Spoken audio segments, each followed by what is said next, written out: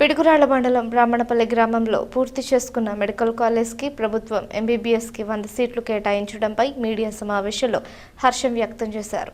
అలాగే పిడుగురాళ్ల వైద్య కళాశాలకు ఆసుపత్రులు మెరుగైన వసతులు, రోజువారీ ఓపీని పెంచడంతో పాటు 200 ఎంబీబీఎస్ సీట్లు పెంచేందుకు కృషి చేస్తానని ఎంపీ తెలిపారు.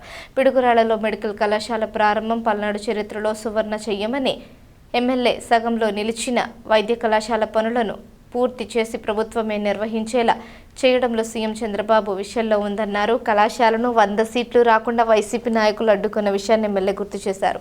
అంతా వారి చేస్తే వైద్యుల భర్తీ ప్రారంభోత్సవం ఎందుకు చేయలేకపోయారని ఎదురు ప్రశ్నించారు. ఈ సమావేశంలో గురజాల శాసనసభ్యులు ఎరపతినేని శ్రీనివాసరావు మరియు MP Lavu Srikrishnadevarayalu, medical college chairman పాల్గొన్నారు. వైద్యశాల superintendent Gowri, DCCB chairman Makkana Mallikarjunarao, Yarapathineni Nikhil, doctor Nagamallikarjunarao, Kotha Venkata Subbarao, పిల్లి చెన్నారావు, వడ్డపల్లి సర్వేశ్వరరావు, కనిగిరి శ్రీనివాసరావు, అత్తొట్ట నరసింహారావు, పాండురంగ శ్రీను, ముప్పాళ్ల సాంబయ్య, కామిశెట్టి రమేష్, తాళ్ల నిర్మల, చర్లగుండ సీత, పర్చూరు వెంకటరమణ తదితరులు పాల్గొన్నారు.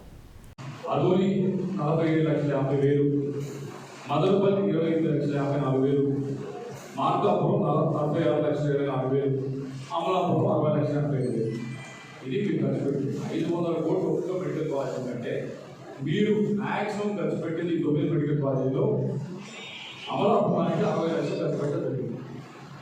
మరి ఏమి కట్టినట్టు 1% కూడా ఖర్చు పెట్టలేదు కదా. మరి అయిపోయి అని చెప్పి ఎవరైనా ఇష్టాలు పెట్టేస్తా ఉన్నారు. ఈ మెడికల్ కాలేజ్ అయిపోయి ఓపెన్ చేయడానికి రెడీ అవ్వట్లేదు, ప్రభుత్వం పూర్తి చేయడానికి చెప్తా ఉన్నారు. మరొక 9 చెప్తున్నారు మీద ఎన్ని మెడికల్ కాలేజ్ గురించి చెప్పట్లేదా అంటారు. మేము దాని గురించి కూడా చెప్తారు. దాని మిగతా 8లో ఇంకో 5 మెడికల్ కాలేజ్ ఉన్నాయి. వాటితో విజయనగరం, రాజమండ్రి, ఏలూరు, నంద్యాల, అలాగే ఇక్కడ ఉన్న పాడేరు.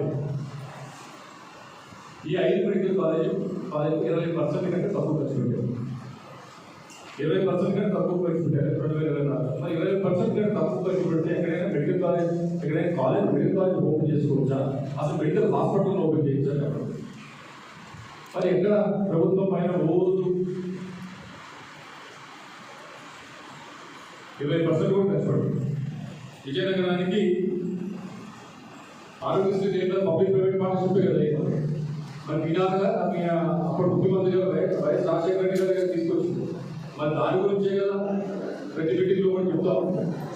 మరి ఆ రోజు పబ్లిక్ ప్రైవేట్ పార్ట్నర్షిప్ అనేది కరెక్ట్ 20 సంవత్సరాల క్రితం. కానీ ఈ రోజు మాత్రం పబ్లిక్ ప్రైవేట్ పార్ట్నర్షిప్ ఏదైతే 9 మెడికల్ కాలేజెస్ చెప్తా ఉన్నామో కనీసం 1% కూడా ఖర్చు పెట్టదు. అటువంటి వాటిని ముందుకు తీసుకెళ్ళడానికి పబ్లిక్ ప్రైవేట్ పార్ట్నర్షిప్ ఆరోగ్యశ్రీలు చేస్తా ఉంటే ఎందుకని మీరు అడ్డుపడుతూ ఉన్నారు? ఎందుకని మీరు ఎవరిని కూడా రానికుండా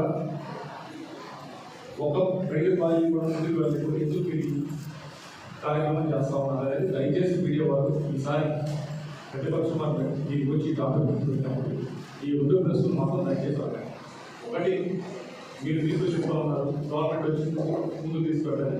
మీరు అమరావతి గురించి సమాధానం చెప్పాలని చెప్పి ఒకసారి రెండోది మీ నాన్నగారే కదా, మాజీ సీఎం గారే కదా, కొన్ని ఫండ్స్ మనం అప్లై చేస్తే కొన్ని నేను కూడా వ్యక్తిగతంగా దానికి ఇచ్చాము. అదేవిధంగా రాజపల్లి పిఎస్సీ కూడా మన వీటికి వెళ్ళినప్పుడు అక్కడ సమస్యలు చెప్పారు. అక్కడ ఏసీలు పంపించాం, అక్కడ రిపేర్లు పంపించాం.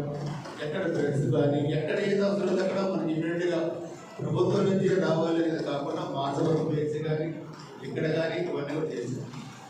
మేము 4,50,000 కవర్లు మీకు మెడిసిన్స్ ఇవ్వడానికి కూడా ప్రింట్ చేయించాం. ఇది మన మెడికల్ కాలేజ్ కదా, మిగతా అవి రెడీ ఉన్నాయి. మేము హెల్త్ మినిస్టర్ గారు ఎంపీ గారి చేతుల మీద, హెల్త్ మినిస్టర్ గారి చేతుల మీద ఆ 4,50,000 కవర్లు అక్కడ కమ్యూనిటీ హెల్త్ సెంటర్ కూడా పిహెచ్సి మిగతా అర్బన్ సెంటర్స్కి కూడా మనం డిస్ట్రిబ్యూట్ చేస్తాం.